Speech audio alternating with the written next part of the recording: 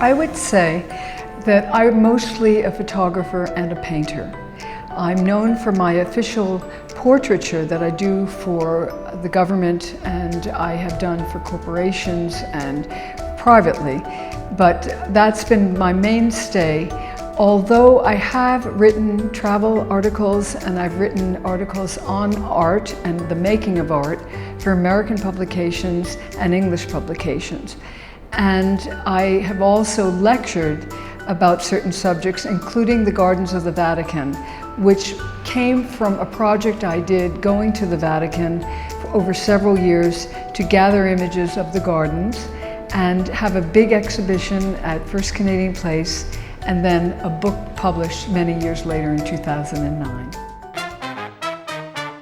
Photography is an ever-changing medium, and I find for me, this collection that I have done was the cause of Jennifer O'Coin coming to me and inviting me to photograph the Canada Salsa Congress, which happens every single year in the Thanksgiving weekend. And I went in with an open heart. I hadn't ever done this form of photography. All my travel photography, my portrait photography for authors, book jackets and that sort of thing was very controlled. And certainly as a helpmate for my portraiture, my painted portraiture as a high realist painter. But this time it was dark situation and lightning moves, and I had not counted that at age 60, all the experience I had as a child, having been exposed and dancing from the age of 3, and my mother being the leading Isadora Duncan dancer of her generation, would give me an understanding for these movements. The other thing was that I had studied Latin dance since 1995 and studied specifically salsa in 1998 with the great Colombian dancer Giovanni Torres. And as a result of that, when I went in to photograph the dance, I understood that pivotal movement, that moment that you need to capture. But what I'm trying to do with my photography is intimacy.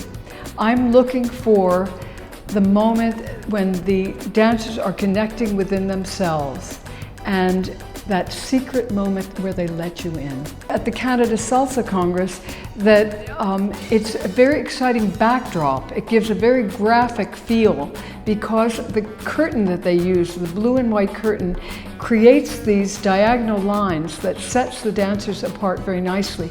But I also like shooting other situations where it's a darkened background. For example, at the Capitol Theatre, or when it existed, 6 Degrees nightclub, I got a totally different feel where the dancers were coming out of the darkness. The Canada Salsa and Bachata Congress is going into its 14th year. It is a culmination of some of the greatest talents that you would ever experience coming to the city, international and Canadian talents. And what I find extraordinary is the sacrifice that these dancers make, most of whom have other jobs. They would come after work, go to rehearsal, teach, work on a performance, work on the choreography, and live on sacrificing very much their sleep, their time with their families, and in order to bring their dance across the globe and to bring it here for others to learn.